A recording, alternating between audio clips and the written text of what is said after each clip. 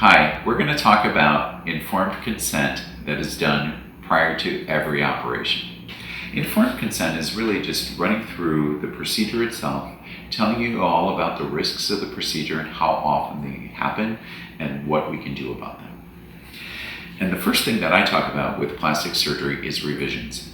I personally had not one, I had 2 nose jobs when I was a teenager. So I know exactly how it feels to wake up from a procedure or recover from a procedure and wake up looking at the result and you were hoping for something different.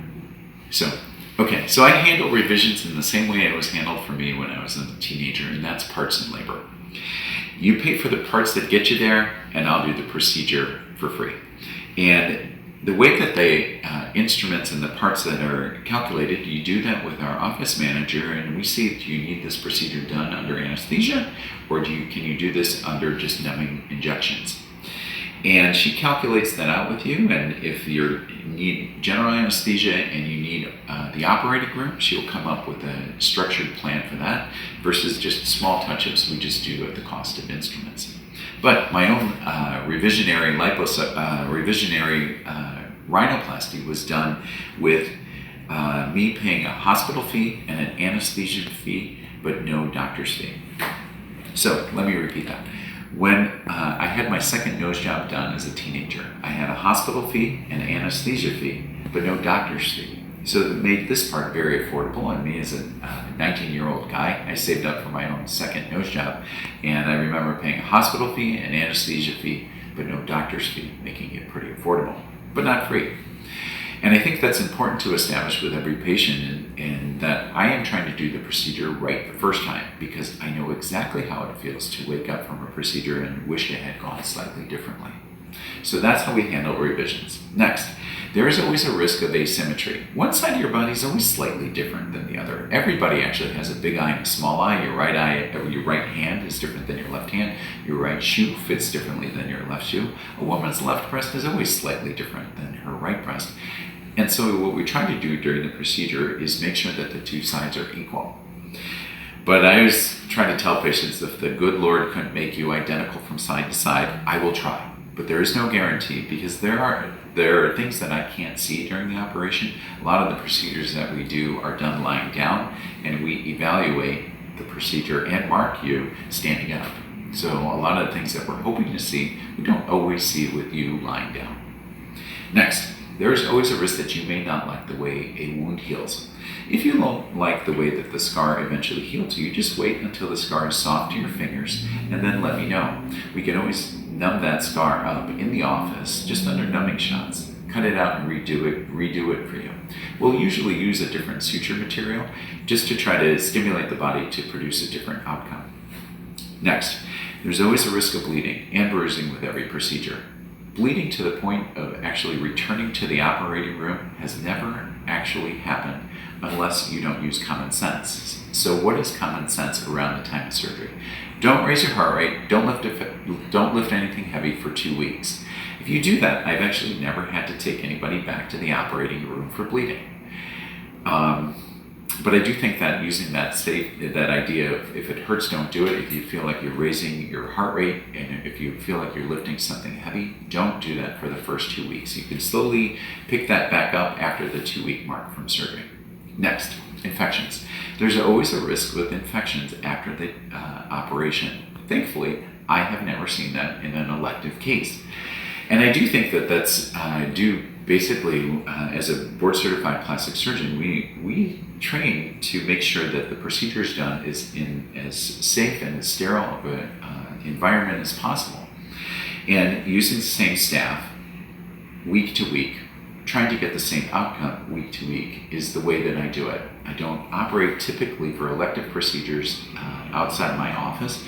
I always feel like at the hospital is where all the sick people are, where all the weird bacteria lives. So I try to do most of my elective procedures in an office-based setting to make sure that I minimize your exposure to certain bacteria and viruses. Next, there is always a risk of me injuring something that I'm operating next to.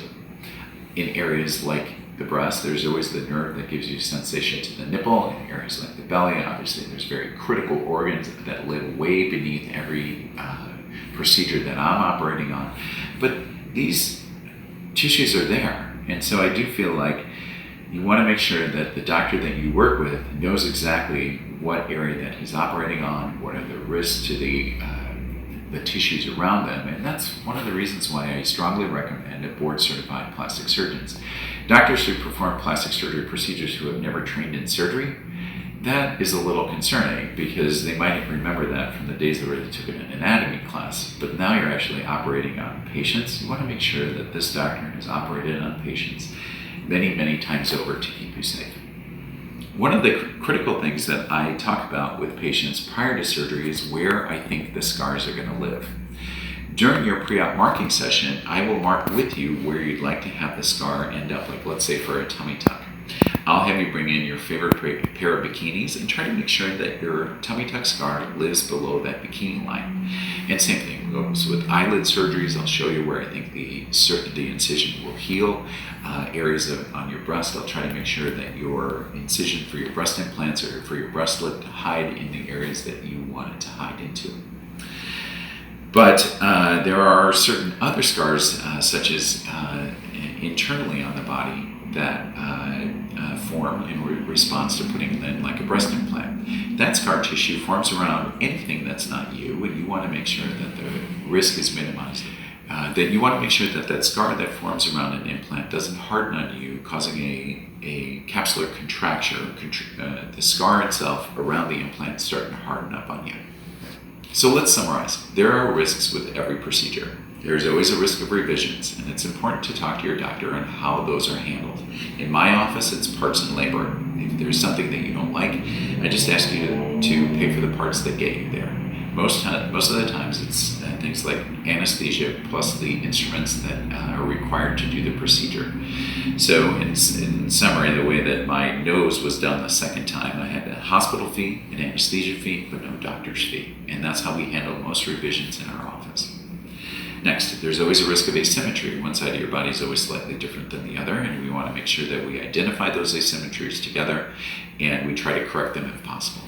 There's always a risk of not liking the way a scar heals, and if that is the case, we want to make sure that the scar heals, softens, and then we can always revise it in the office. There's always a risk of bleeding and bruising. There's always a risk of infections. There's always a risk of me injuring something that I'm operating next to, and you should have a very clear idea of where the scar from the procedure is going to end up, and you can help me decide where that's going to be. The scars on the inside of the body, that is something that we also talk about. Scars around the implant is called a capsule. We talk about how to manage those to try to actually prevent that from forming. So again, in summary, there's always a risk of revisions, asymmetry, wound healing problems, bleeding, infection, damage to structures you're operating next to, and the resultant scars both outside of on the skin and inside in your body. Thankfully, these risks are pretty small, which is one of the reasons I strongly recommend always using a board-certified plastic surgeon.